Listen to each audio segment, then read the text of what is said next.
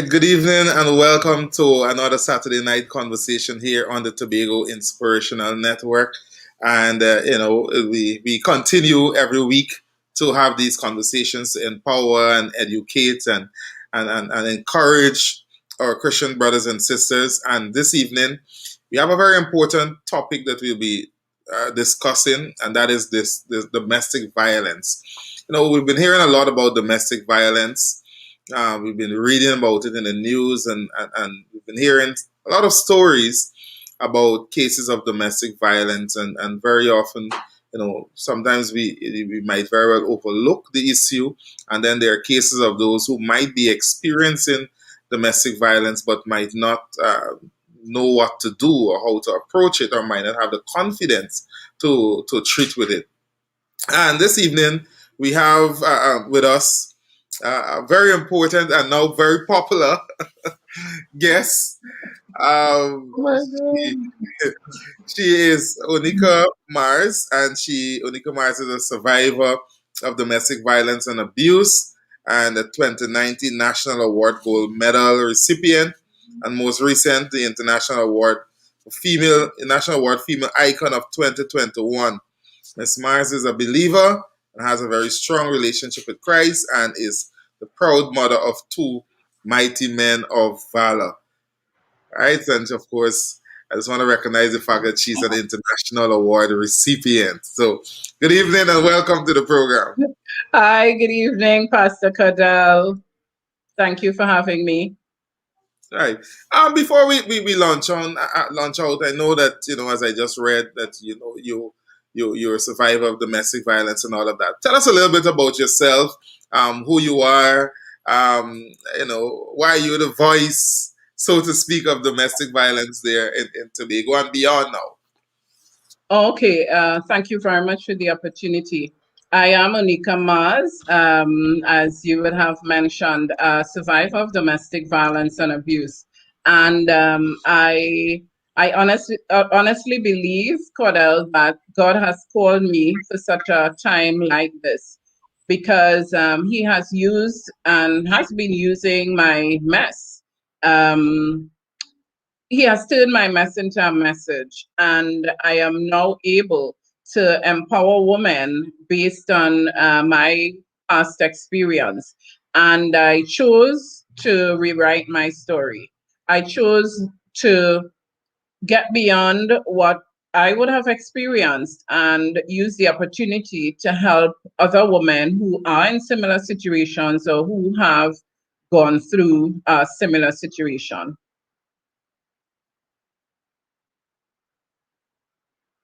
You're muted.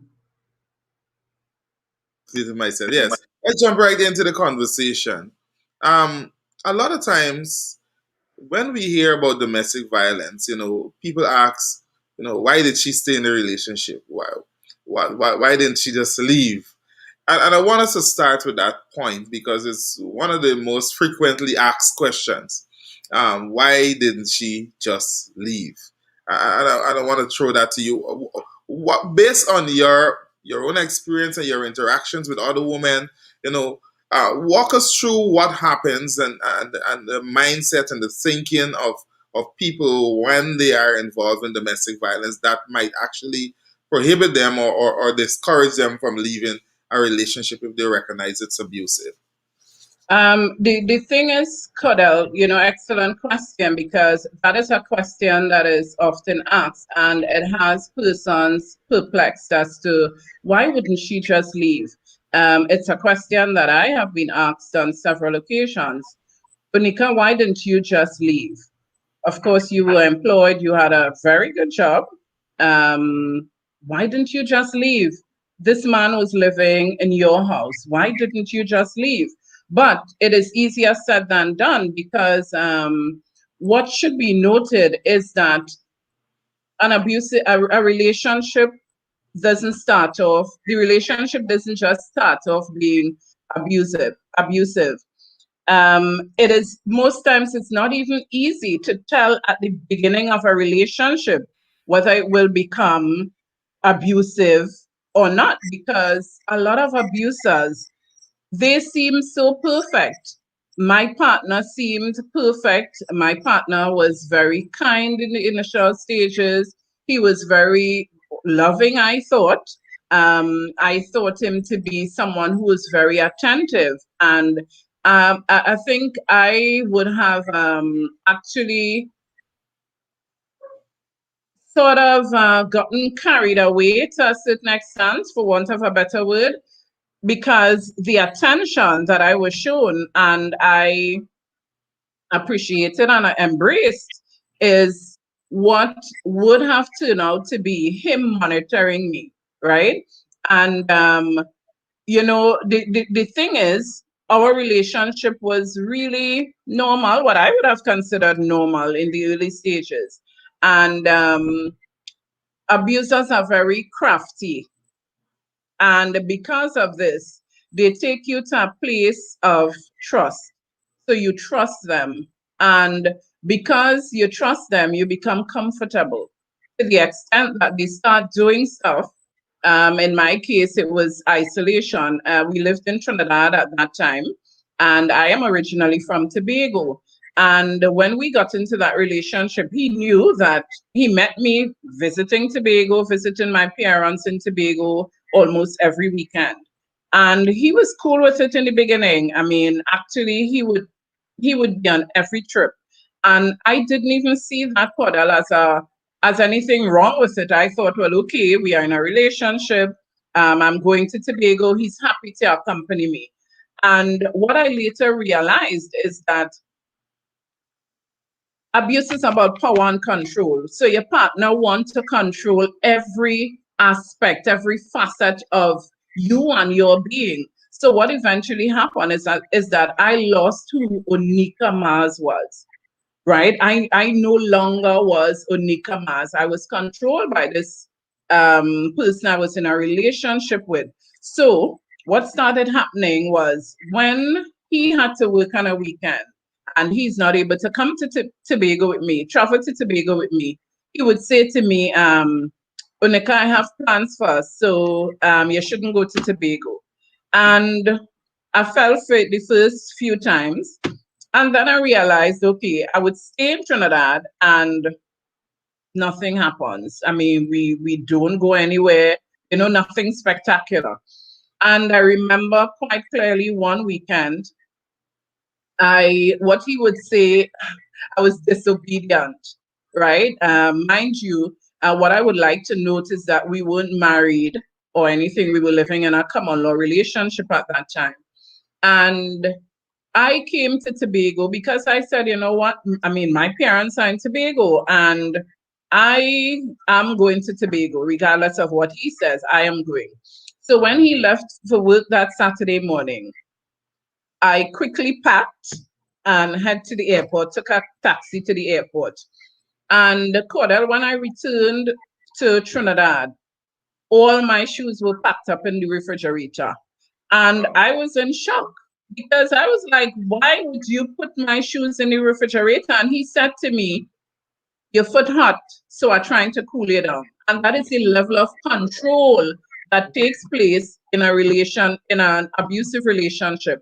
And the thing is that because of shame, because of low self-esteem and you losing your self-worth and all that, a lot of times women stay in these relationships and that the relationship becomes that environment becomes your safe haven kind of thing, because abusers, they isolate you from friends, from family members. So, it's like you're in a world with you and them, and that's it. So, because that is your safe space, you might think, well, okay, one might think, well, just get up and leave, but that is what you're accustomed to. There are women who, because of their economic situation, they are unable to leave because of fear. Fear was one of the main reasons why I stayed, because I was threatened on so many occasions. I remember him saying to me, if you ever leave, know that another man would not get you.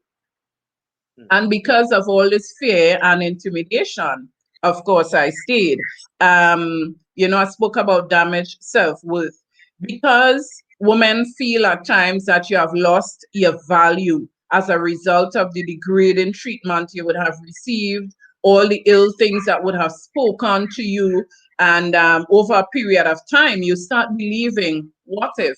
I remember I asked myself, what if? Because one of the things he said to me was, no other man would want you. And I started asking myself, is it that another man would really not want me if we should break up? So these are some of the reasons, including you having children, and you're thinking, well, okay, you know what, I want my children to grow up with both parents. So you tell yourself, let me try and make it work. So you live in hope as an abuser, as a victim, hoping that one day the relationship will things will turn around. And in your mind you are thinking, you know what, I am the savior. I could change things around. It's possible. But the reality is that an abuser cannot change unless they acknowledge that, hey, I have a problem and I need to seek help. If they are in denial, I mean, no change could take place. So these are some of the reasons why women stay in abusive relationships. And of course, there's the context, because I mean we're talking with a primarily a Christian audience, and there's also the factor that there's some people who don't want to consider leading towards a divorce. I got married within my religious context of things. A divorce is not permitted or not recognized and so forth. So let me just do as much as I could do to preserve this relationship, because it is the right thing to The do. right thing to do. And or else there could be so much embarrassment and all of that if this marriage fails. So let me swallow my pride and pretend that all is well and go out and smile, so that I can preserve my image. I don't know how much of that you've come across, and how much of a challenge that is in terms of Christians operating in those abusive relationships. Right. That is very prevalent. And the thing is that a lot of pastors, a lot of leaders say to Christian women, stay. I mean, I've had um, a recent situation where a pastor kept telling a victim, you need to stay. You got married, and this is until death do you all part, and continue to pray and ask God to intervene, and God will help you. Well, the Bible says, in all your getting, get wisdom. Until death do us part doesn't mean that you will stay in an abusive relationship and wait until death really parts. Understand? Allow you all to part. The thing is that we must use wisdom, and hence the reason why I often say that as pastors and leaders and church workers, the church should have a domestic violence, some sort of policy, or some sort of maybe, well, yeah, policy that the pastors, the leaders, the workers should have some sort of domestic violence training, because in the church it exists a lot. Now, at that time in my relationship, I was not Christian, I was a church goer, right? And I went to church. Nobody knew that whenever I visited church, nobody knew what I was going through, because, of course, the shame and the, embarrassment and everything that was attached to it. Because, I saw myself as this strong human, strong woman, and never thought that I would go through such. You understand? So it is important for the sensitization, desensitization to take place in the church. And women, persons need to understand. I know I keep harping on women. What I need to say is women are not the only victims of domestic violence and abuse. We have also male victims. But of course, the higher percentage of victims are women. Um, Self-preservation is key. at the end of the day, if you stay because of your children, I mean, if you die in that situation, who is going to take care of your children? We are not saying walk out of your marriage because your husband or your wife is abusive and get into another relationship. I do not subscribe to it. I do not believe in this divorce, but I believe in using wisdom. You separate and you seek the necessary counseling that is required. So if both parties receive the help that is needed, then restoration could take place, because what we know is that all things are possible with Christ. And if we allow that intervention, restoration could take place, because at the end of the day, we know that God would have created the family, and a healthy family equals a healthy society. Yeah. And it's important for us to have these types of conversations, because a lot of times as Christians, we operate as if we are in isolation, and the problems of the world don't necessarily um, matter to us, or relate to us in any way. And there are a lot of people, a lot of Christians who are also experiencing domestic violence. And I know you touch on a very important point. Even as Christians, as pastors, as ministers, as elders, whatever capacity we might hold, we have to also understand the idea of domestic violence. What is the problem? How do we treat with it? If somebody comes to us and say, I am a victim of domestic violence, what do I say to them? Do I just say, stay in it and pray? Do I say, stay, it's still there, do you part? Or do I understand the best approach to to treat with the domestic violence situation? But what I want to ask you now, we spoke about all the reasons why women don't leave. Um, what pushes, or what will be the determining factor that we can say to women, okay, we understand fear. We understand this man is threatening you. I will kill you. I've met women who, men have said, if you leave, you're dead, and they stalk them and all of that. Or you're thinking about the economics or your children and all of that. What will be the factor to say, you know what, you just have to get out of that relationship for your own life? What will you say to those women? Well, self-preservation is key, as I said before, because if you do not preserve self, Cordell, in the first place, if you don't love you, who is going to love you for you?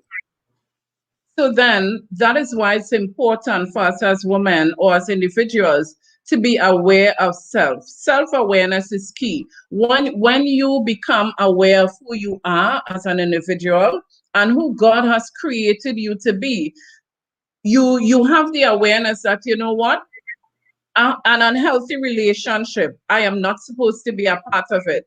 And you recognize that, you know what, if I stay in this relationship, it means that it is it is not it is not going to make sense, because of course the end result could be death. So that is why we advise temporary separation and seek the necessary help that is required. All right, and I know, and see, Pastor, that was making a good point, and you mentioned it earlier. When we say, uh, get out for your safety, we're not telling people go have a divorce. And No, I want to no, make that clear, that definitely we're not. not telling you, get rid of that man. That's it. We're saying that for your own safety, for your own livelihood, it may be wise for you to at least, separate temporarily until you could figure this thing out. At least get out until you could manage the situation. But what I And want, seek that yeah, help. and seek the help, which is very important. And you mentioned this earlier, but a lot of the people who I've come across in terms of domestic violence and being and staying in a relationship really has to do with finances. And you mentioned that earlier. And I know women say to you, but if I leave this man, if I'm out of this relationship or whatever the case may be, how do I live? How do I take care of myself? How do I manage? How do I sustain my livelihood? What do you say to those to women in that particular situation? What I would say is that economic empowerment is key. Once you are economically empowered, then it is the pathway to getting that, receiving that, getting to that place of independence and, the ability to take care of yourself and your children. Because there are a lot of times that persons return to the relationship, of course, as you said, because of economic reasons. Now, a lot of times, perpetrators do not allow their spouse to work, right? And this is part of the economic abuse. They do not, because of course, they want to control, they want to exercise that power and control. And if she works, then it is possible that she could probably save money to rent an apartment. The possibility exists that she might be able to take care of self and take care of children. So then, if I don't allow her to work, if I continuously oppress her, then she's going to stay in that place. And I am going to continue to exercise power and control. So I say to these women, get up, look for a job, insist that, you know what, you want a better self. I want to attend classes. I want to do a little, I want to work so that I could at least make a contribution to the home. There are men that insist. I remember quite clearly, while I was working as national housing at the time, I remember the offer for VSEP came up. And my partner said, yes, Onika, take the VSEP and stay home and I would take care of you, because he had a good paying job. And I started working at the age of 17 and I am thinking, stay home, him to take care of me. When I want to buy stuff, how do I have to go to him for money? And I remember him insisting, "Okay, that's okay, stay home." At that time, we didn't have children as yet, and he said, when we start having children, you'll be home. I want my children to be taken care of by, by the mother and not by a babysitter and all the crap. Now, taking care of a mother, taking care of the children, nothing is wrong with that. But the crap was that he wanted me to stay home so that he could exercise that control. You understand? And of Yes. course, I took the visa, but immediately after, um, during the visa process, I applied for another job. So I thought that I would have been at home for, maybe a year or two, and then I would be called for the other job. God had it set up, perfectly set up. The second week of my visa, I was called to that new job. And I started, and he was so upset because it was Tech security. And he thought that, you know what, this is a male dominated field. Why would you want to get into that? A lot of men there, and the men would want to interfere with you, the men would want to track you, and that kind of thing. So, of course, because of insecurity issues, that was a contributory factor to his behavior. Oh, let me just remind you, for those who just joined, we're talking with Onika Mars and we're talking about domestic violence. And if you have a question or a comment, feel free, send it in there, and I'll bring it to her attention so that she can comment or respond to a particular um, question or issue. Now, you made a very good point, and I remember when I spoke with Michael Stewart a few weeks ago, he was suggesting that very often an ego issue. I was asking him what will really drive a man to domestic violence. What would drive a man to want to abuse a woman that in a lot of cases you went to the altar before God and man, and you said, I love this woman, I promise to take care of her, cherish her, and all of those nice things that we see when we get married. And then somewhere along the line, something happens. and all of a sudden you become this monster, this abusive person. Um, what do you think? And I'm asking you for as a woman, what do you think drives a man to that position? And of course, we want to make it clear, as you said earlier, domestic violence is not just about women, because there are men who are also victims of domestic violence. But what would drive somebody, you know, from that loving, caring position to a place where all of a sudden you're this dominating, controlling, abusive partner? The thing is that one doesn't just become abusive, one doesn't just become controlling.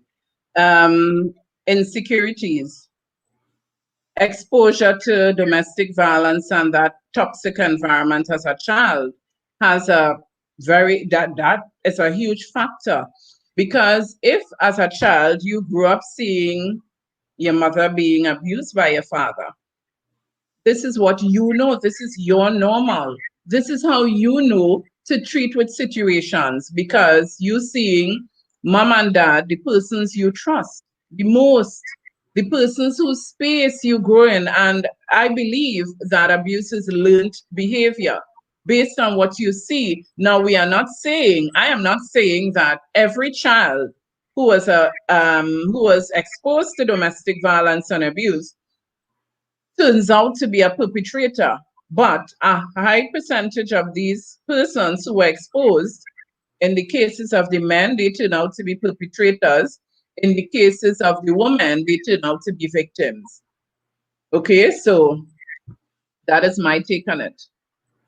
All right, I'm seeing Pastor Dapu made a point, and he was talking about the value for the institution of marriage. And he said it's high time that we place more value in the institution of marriage according to the Bible, rather than to get into a relationship with just with the opposite sex and start having children.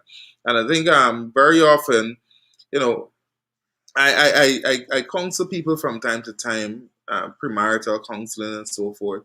And I ask people, the first thing I ask them is, why do you want to get married? And because you might just figure there's some people who are living together, there's some people who, they have children together, different reasons. And a lot of times it is not necessarily the same, very, very much rooted into the word. And it's very fleshy, to put it in that way. And I asked them, why do you want to get married? And then when we start to ask questions about each other, then you realize that there's still so much work to do in this relationship for me to really understand you.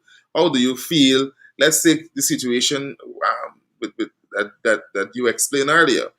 How do you feel about my academic advancement? How do you feel about my advancement in the career?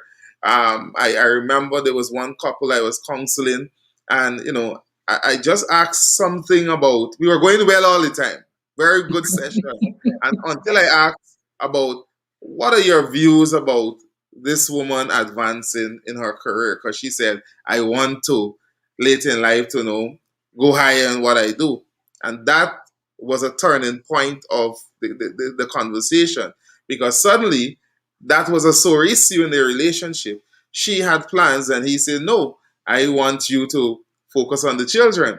All right. And a lot of times people get into marriages without having those in-depth, detailed conversations about what's our future going to look like. How do you feel about this? So, because that is how you're going to begin to extract those signs. That's how you're going to recognize, listen, I'm seeing some tendencies. Maybe I should pay attention. Maybe I should wait. And I know that, one pastor, I think it was Pastor Baines, I believe, always says that the problem in marriage, when people come to marriage counseling, is that they've already invited all the guests. Sometimes they bought the dress, and the man has bought his suit, they've bought the rings, they've paid a lot of money. And so you really just come in for validation. To You go just through come the in motion, really. through the It counseling shouldn't session. be. Right, which shouldn't be. It shouldn't be. I know Pastor Bacchus, I think it is, there in Tobago, he used to say that, listen, I have a little exam, a little exercise that you have to go through. as the couple. And if you score less than 50 or 40, I can't remember what was the score, I would tell you don't get married, because it means that you need to go back to the drawing table. And there are some people who score less than that and decide we still getting married, we just need to go to another pastor to get married, right? And very often you run into trouble. So I said all of that just to throw this comment back to you from Pastor Dapo, in terms of the importance of having more conversations and more detailed conversations before you hook up into that very serious relationship, particularly marriage. And I agree with my pastor and spiritual father, counselor. I acknowledge my pastor, Pastor Dapo. Good night. I agree with Pastor. Pastor and I always have these discussions. Pastor Cordell, what I believe is that these conversations must start in the home, right? But it is a generational, there's a generational curse that happens a lot in our environment, in our society. Now, if both parents were never married, because that wasn't enforced, their parents didn't talk to them about the importance of getting married before having children. So then, how would you teach your children? You understand? How would you validate, how would you talk about the importance of marriage? Now, in my situation, my parents were never married. My parents never spoke to me about the importance of marriage. But I would have had my experience. And I have these conversations with my sons all the time. I talk to them about the importance of marriage. I talk to them about the importance of not having sex before marriage. I talk to them about their bodies being a temple and sexual immorality and stuff. And that is why it's important that parents have children accompany them to church, so that they could be involved in Sunday school and these discussions can take place.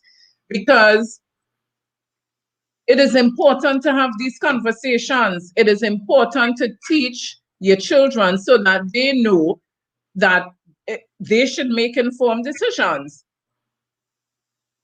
I remember my son saying to me when we were having one of those conversations, but mommy, you telling me about, you're telling us about the importance of getting married before having children, and sex before marriage is a sin, fornication is a sin, and you're sinning against the body, which is the temple of God and all that. But mommy, you didn't get married, you and daddy didn't get married. And here, my brother and I, we are here. So then how did that happen? And I was honest and open with him. And I told him, I said, back then, I didn't know better. Now that I know better, I will do better. Right. So what my children know, my children and I pray together. And I pray from now for good spouses to my sons. I pray against sexual immorality. And that is why our relationship with Christ is important, so very important. Because if we don't have that relationship with Christ, there's a disconnect, there's a huge gap. So how is that gap going to be filled? Only by having that relationship with Christ, so that we know what is right and we do what is right and teach our children what is right. So even as, my children and I talk about, my experience back then not being married, and my encouragement to them to not get involved in sexual immorality and all that, my children know that I tell them all the time that I look forward to getting married in the future. I continue to trust God for my husband. I continue to embrace my waiting season. I continue to honor my body. I continue to respect my body, because I understand now that my body belongs to God. My body is God's temple, and I need to keep it clean and holy. Right. Right. I like how the conversation is going this evening. And remember, if you're there, feel free to send us a question and so forth that we can ask Onika, and she'll be able to answer as best as possible. Now, what I want us to focus on really has to do with the seeking help. Very often people say to you, I really don't know who to trust with this issue. I don't know who to go to. I know that I can't recall for TNT, but I know in Guyana recently there was a helpline established. I think it is 941 or something like that. For anybody with domestic abuse. But of course, there are even some people who are suspicious of calling a hotline because they figure, this man might still find out somehow or the other. It's a small place. Tobago is a small place. He probably might know somebody related to him and all of that. What steps should a woman take if she's in an abusive relationship? She wants to, or man, and they want to, they want to move towards getting help. They're ready. They're listening to you tonight, and you said seek help. What should they do? Okay, so they should reach out to the police. We've had the gender-based violence unit launched last year, um, January 2020. The domestic violence, the gender-based unit, the police officers are trained, and persons can reach out to them for help. There's also 800 SAVE, that is our hotline in Trinidad and Tobago, where persons can seek help. And of course, there is my organization, Women of Substance. Our organization lends support to persons affected by domestic violence and abuse. So once you reach out to us, we can assist you with that process. Now, we do not tell persons to leave because it's not our place to tell persons to leave. But we guide you, we provide you with the necessary information so that you could make the decision that is necessary. So we have the police officer, we have the GBV unit, the TTPS, we have Women of Substance organization, and we also have other organizations like the Coalition Against Domestic Violence that persons can reach out to for counseling. What persons need to know is that they need to bear in mind that the moment you decide to leave that relationship, it is considered the most dangerous moment. So one is advised to use wisdom. Do not you can't you can't use arrogance. You can't be quarreling with your partner and saying, well, that's why I'm leaving tomorrow, that's why I'm fed up of leaving. It doesn't make sense because of course I believe that there's a spiritual aspect of domestic violence and abuse also, because the devil's plan is to steal, to kill, and to destroy. So when the devil infiltrates the mind of the abuser, anything could happen. So a safety plan is very, very important. So one can reach out to the necessary agency to assist them in creating a safety plan. We at Women of Substance, we assist persons in creating a safety plan. Now, a safety plan will not be the same for everybody because everybody's situation is different, and persons would know their abuser. They would know if he's somebody who's likely to just trip in a matter of seconds. So one has to be very careful. So the police, as I said before, the gender-based violence unit, or 800 SAVE, or persons can even call 555 or 999, which is our police hotline. They can also reach out to Women of Substance at 485-9534, or even the Coalition Against Domestic Violence. The Rape Crisis Society also offers counseling so that persons could get the necessary counsel that is needed at that time to help them with their decision-making process. Not that persons will tell them get up and leave. All right. Persons won't, but we would advise accordingly. All right. And of course, you feel free to talk with your pastors as well. Let your pastors know what is happening. I'm a Yes, pastor, yes, so I definitely. got to include that part as well. Oh, yes, Uh, definitely. And that is why I spoke about the importance of pastors and leaders getting that DV sensitization training so that they can make informed decisions and can counsel as best as possible. Correct. And for those folks who are watching from Guyana, the number I just verified, the number is actually 914. Right. And there's also a safe house or safe place, I think they call it, for people, for victims of domestic violence. So you might be able to share that number with somebody who you know might be going through a situation like that. I mean, are you alarmed when you look at those numbers? I mean, I look at the numbers in Trinidad and Tobago. I look at the numbers in Guyana, and I see it's so significant in terms. And these are the ones that we know about. Not the many cases that never come to light. Do you get worried? Do you get concerned when you see those numbers sometimes? All the time, Pastor Cordell, because the thing is that even as it relates to the pandemic, we've had increased incidences of domestic violence and abuse.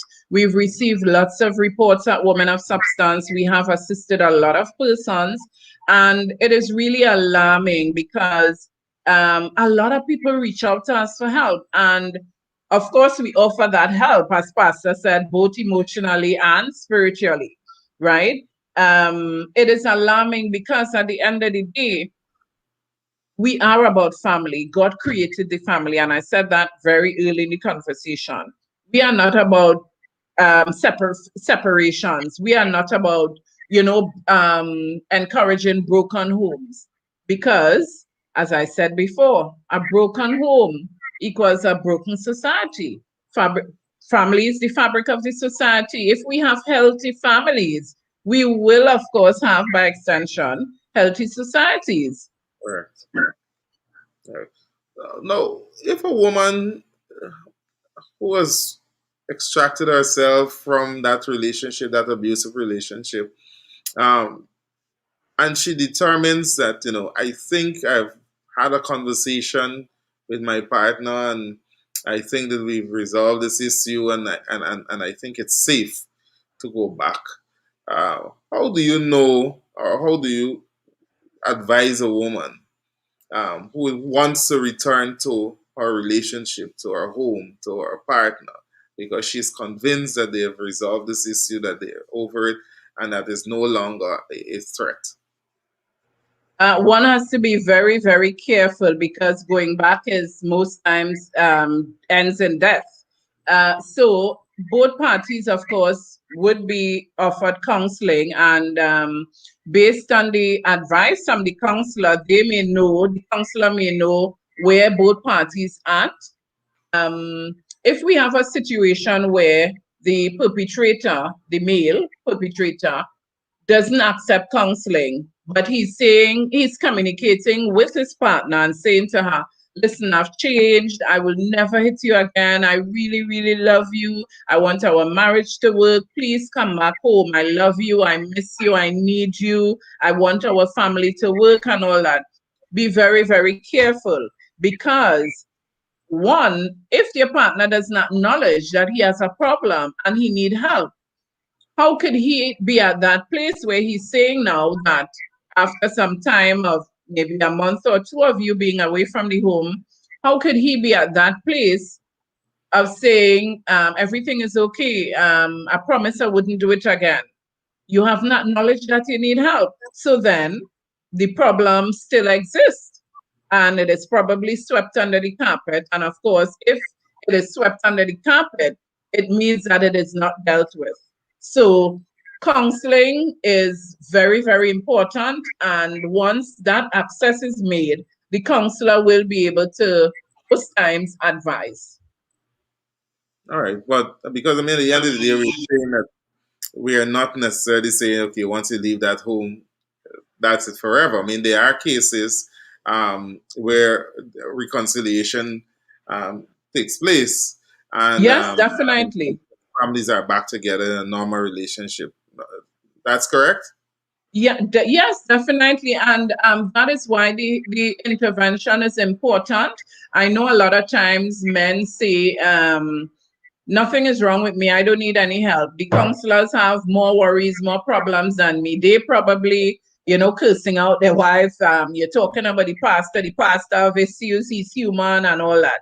But there have been situations where they receive wise counsel and reconciliation would have taken place. Right. Great. So we just have about 10 minutes or so left. So if you have any questions for Onika, now is the time. There's so many times I almost call you Asha for the night, but that's fine. Right. If you have any questions for Onika, feel free to just send it in so that she can respond. It's a very important issue, very very important topic that we must understand. Every time I open the papers and I see that a woman has lost her life, due to domestic violence. And even on the flip side, a few days ago, I was reading of a woman who, well, allegedly killed her husband because because he was abusing her, and she retaliated, and that was the result. It is not. It is very painful to read those stories.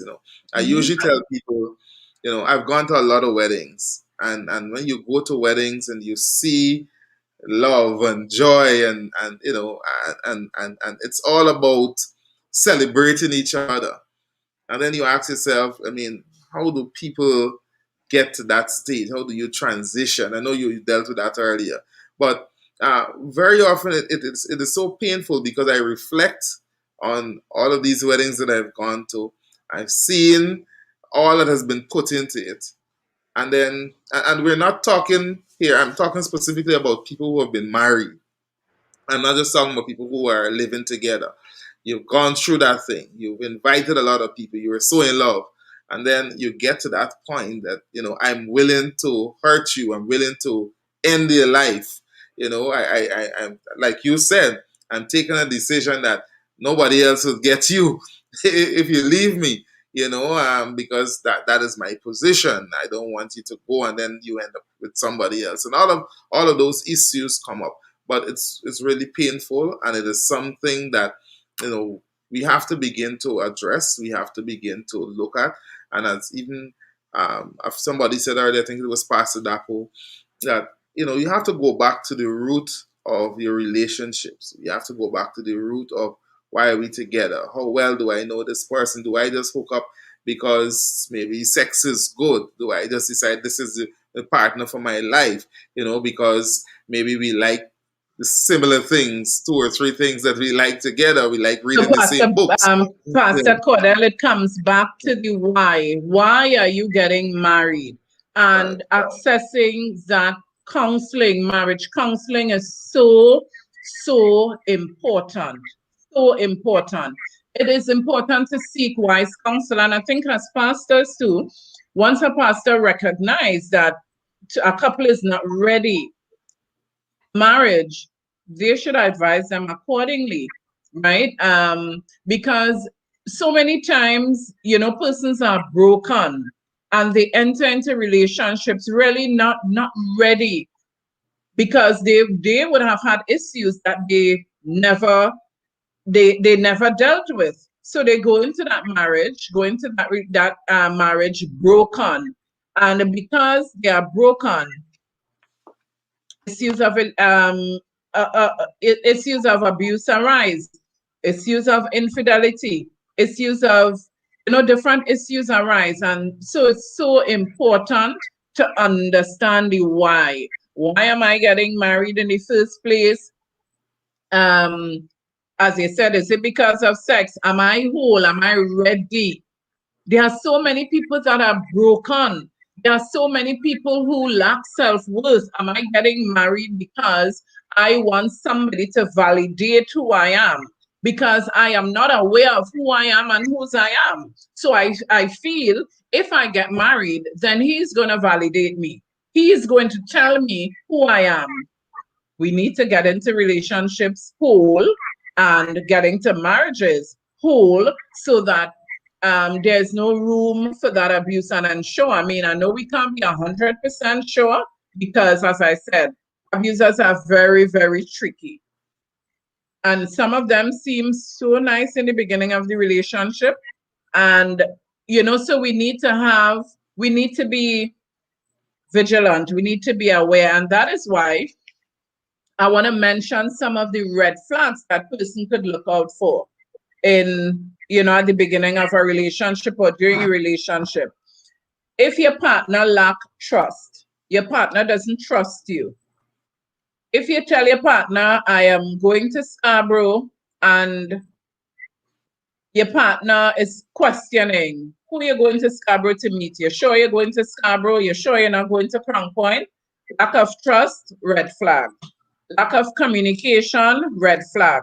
If your partner exhibit controlling behaviors, red flags.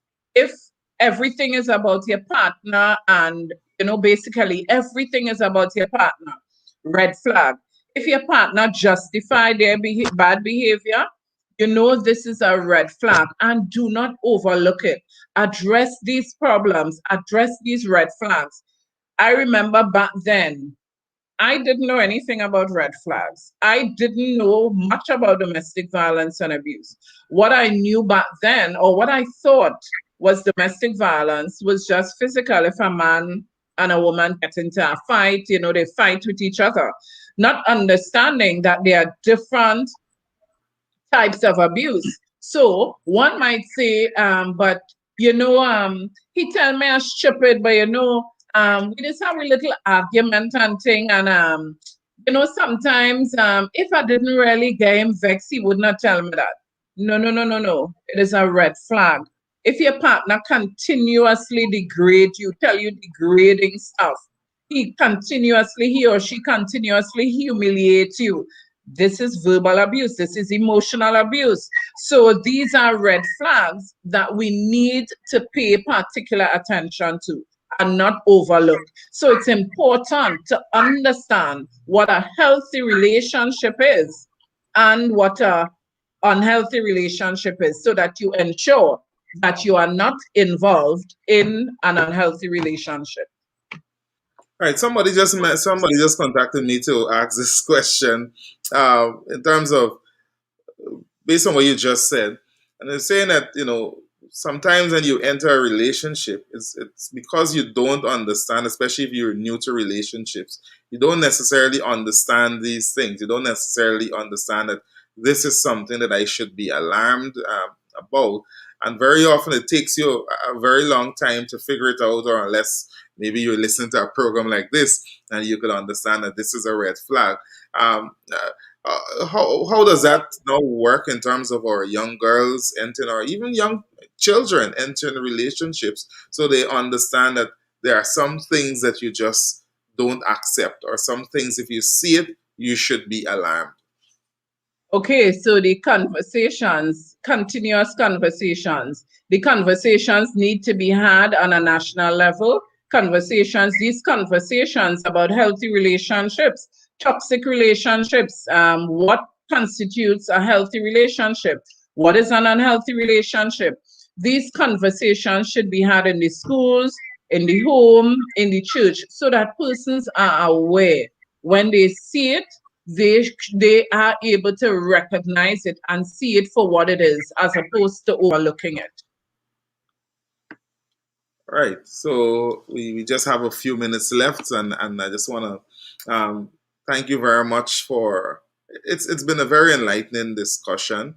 I think we were able to cover a lot in terms of what to look for, how to treat with it, how to respond in the situations of domestic violence, and I really want to encourage. Yeah, you want to make a point? Yes, Yeah. sorry about that. I want to encourage persons to not suffer in silence. There must be a trusted friend that persons you could reach out to. Some friend, tell somebody, because abuse thrives in silence. So once abusers isolate you, So once you're isolated and you do not have contact with family or friends, it means that the abuse will go on and nobody would know exactly what you're going through. So find a trusted friend and let them know. Do not be ashamed of whatever the abuse that you are experiencing, because it is not your fault. A lot of times victims feel, they blame themselves. They believe that, you know what, I am the one who contributed. I am the one who, if I didn't say anything, he tell me to shut up, and, I tell him how I feel, in a nice, calm way. If I didn't do that, he would not have hit me. Understand that abuse is unacceptable. There's no excuse for abuse. Do not stay quiet. Do not sit idly by and say, you know what? He hit me once and he promised not to hit me again. So, I'll just stay and hope that he change. No, inform somebody, reach out for help. There is help available. Know that, there is hope. You are not alone in the situation. We know that a lot of times it is frustrating. We know it is depressing. We know that at times you feel like I have lost all hope. Do not give up. I want to encourage somebody who is listening who may be in an abusive relationship.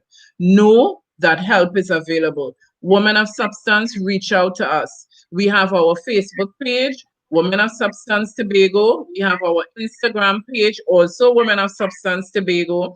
We have our website, Women of Substance Tobago, womenofsubstance.org.tt.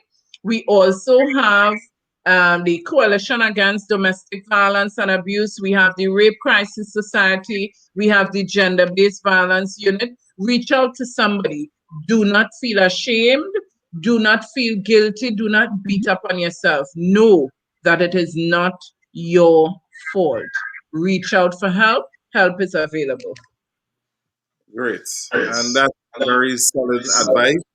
And I'm really trusting God that, based on this conversation, that we were able to help somebody, or maybe to help somebody by extension. It might not necessarily be somebody who's in an abusive relationship directly, but you might very well know somebody else. There are people who have reached out to me recently, to say, I know somebody who's in an abusive relationship and this person needs urgent help, and I was able to at least point them to the help that I'm aware of. Right, and persons need to know that Yes. domestic violence and abuse is everybody's business. So we need to get away from the thought that, you know what, that is husband and wife business. I am not getting involved.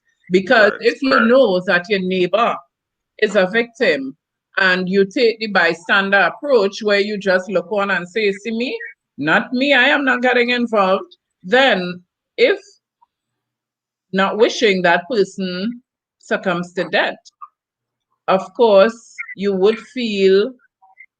should feel some sort of guilt that, you were aware and you did not reach out for help.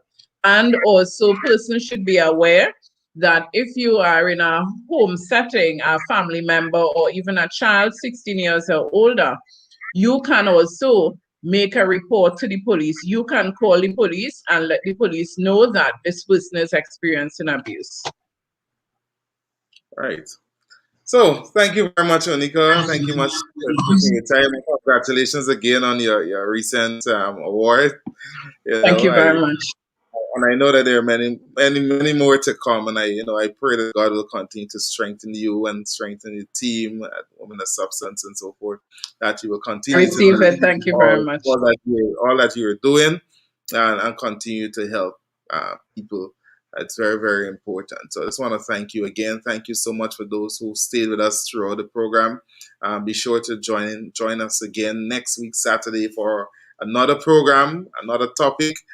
Next week, we'll be focusing on the life of pastors. So we're going to have some pastors on, and we're going to talk about what it's like to be a pastor. I know it could be stressful sometimes. What does it mean? what is the backstory to it? What is it that pastors don't always see? And so it's going to be a very interesting program next week, Saturday, right here on TIN 8 o'clock. Remember to follow the TIN page so you know whenever we are live. So Onika, thanks again. And I just want to once again just declare God's blessing upon you. And for everybody who's watching, surely goodness and mercy shall follow you all the days of your life, and you shall dwell in the presence of Almighty God forever and ever. Amen. Amen. Bye. Thank you so much for having me, Pastor Cordell. I do appreciate and I receive blessings. Thank you very much. Bye for now, everybody.